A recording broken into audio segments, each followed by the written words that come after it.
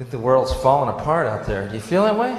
Did you watch the flag burning thing? Wasn't that great? Boy, everyone showed their true colors then, didn't they? Retarded nation that we are. People acted as though the Supreme Court approved of flag burning. You know what I mean? Does that mean we have to burn our flags? What did they say that we had to... No! It's not what they said. They said that perhaps if somebody wants to burn a flag, he perhaps doesn't need to go to jail for a year. Pretty harsh on their part, huh? People snapped over this. Did you watch that? People were just, hey buddy, let me tell you something. My daddy died for that flag. Just, really? Wow, I bought mine. Yeah, they sell them, you know, at Kmart and shit. Yeah. Yeah, he died in the Korean War for that flag. Oh, what a coincidence. Mine was made in Korea. Wow, the world is that big. No one, and I repeat, no one has ever died for a flag. A flag is a piece of cloth. They might have died for freedom, which, by the way, is the freedom also to burn the fucking flag. Say, burning the flag doesn't make freedom goes away. It's kind of like freedom.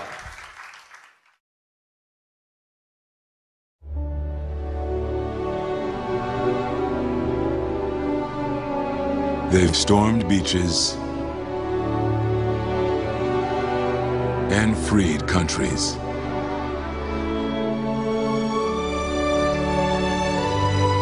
Protected the weak and defeated the strong. Shown courage and compassion. They've raised our flag and our hope. They've been called leathernecks. They've been called devil dogs. But above all, they're called Marines. We had this big war thing happen. I don't know if you caught any of that, but it was a very stressful time for me, the war. I'll tell you why. I was in the unenviable position of being for the war, but against the troops. And not the most popular stance I've ever taken on an issue, I must say. I don't choose wisely always, and yet I'm committed. So, first of all, this needs to be said. There never was a war. How can you say that, Bill? Well, a war is when two armies are fighting.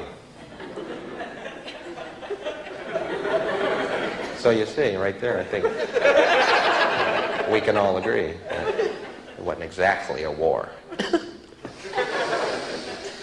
And Bush, President Bush, a complete surprise, he turned into a demon, man. When he was first president, they called him the wimp president. I mean, this was the cover of Newsweek. Wimp president. Apparently, this stuck in this guy's craw. Guy turned into a fucking demon, man. We surrender. Not good enough. We run away. Too little, too late. We're having way too much fun. Those guys were in hog heaven out there. You understand, man? They had a big weapons catalog opened up. What's G12 do, Tommy?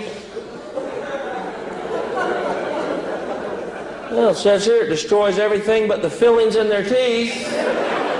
Helps us pay for the war effort. Well, shit, pull that one up. Pull up G12, please.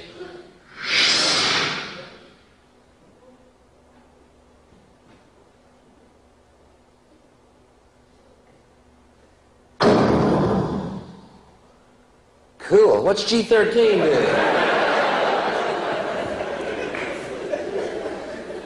Weapons for all occasions. And everyone got excited about the technology. And I guess it was pretty incredible watching a missile fly down an air vent. Pretty unbelievable. But couldn't we feasibly use that same technology to shoot food at hungry people. You know what I mean? Fly over Ethiopia. There's a guy that needs a banana. Shh.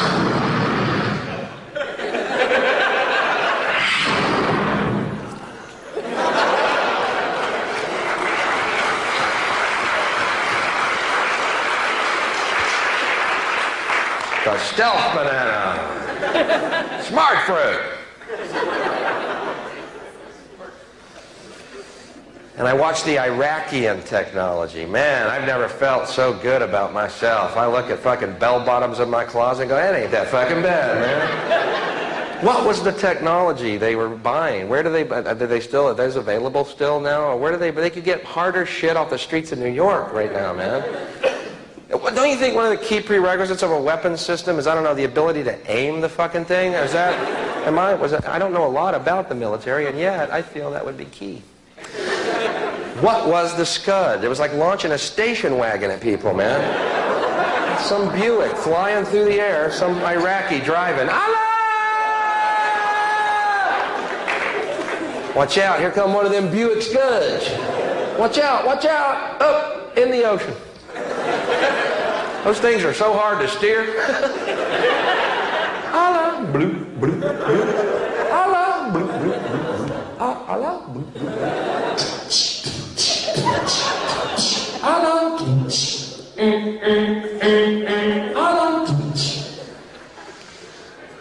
Another Buick Scud.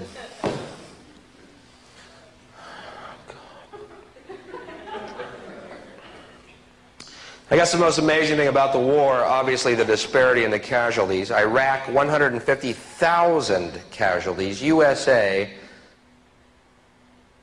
79. Let's go through those numbers again. They're a little baffling at first glance. Iraq, 150,000. USA, 79. 79. 79. Does that mean if we had sent over 80 guys, we still would have won that fucking thing, or what? Just one guy in a ticker tape parade. I did it, hey. Once again, though, I was watching the CNN, man, that blew it all. Man, all the anxiety. Remember how it started? They kept talking about the elite Republican Guard in these hushed tones. Remember that? Like they're the bogeymen, you know? Yeah, we're doing well, but we have yet to face the elite Republican Guard. Yeah, like these guys are 10 feet tall, desert warriors. Never lost a battle. We shit bullets.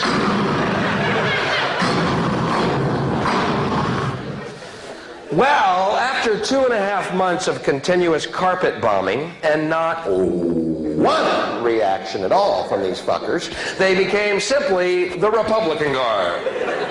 Not nearly as elite as we may have led you to believe. And after another month of continuous bombing and not one reaction at all, they went from the elite Republican Guard to the Republican Guard to the Republicans made this shit up about there being guards out there. We hope you enjoyed your fireworks show. Bill said, Bill, Iraq had the 4th largest army in the world. Yeah, well, maybe, but you know what? After the first 3 largest armies, there's a real big fucking drop-off, okay? The Hare Krishnas are the 5th largest army in the world. And they've already got our airports. So, who is the greater threat? People that bugged me in the States, people said, hey, war made us feel better about ourselves. Really?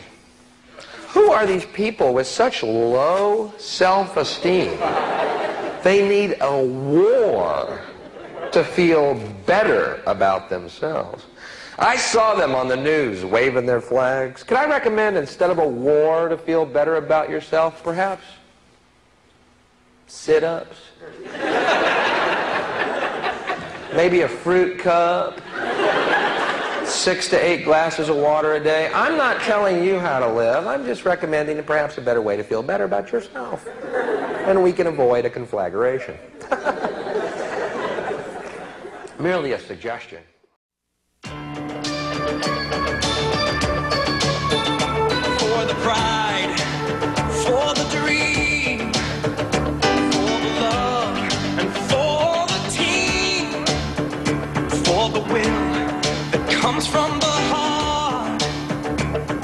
skill that sets you apart. For the sweat and for the drive, for the reason you strive for all you do. This much for you, for the hope and for the pride, for that fire, the fire inside. For all you do, the clean, crisp taste of Beechwood aged Budweiser. This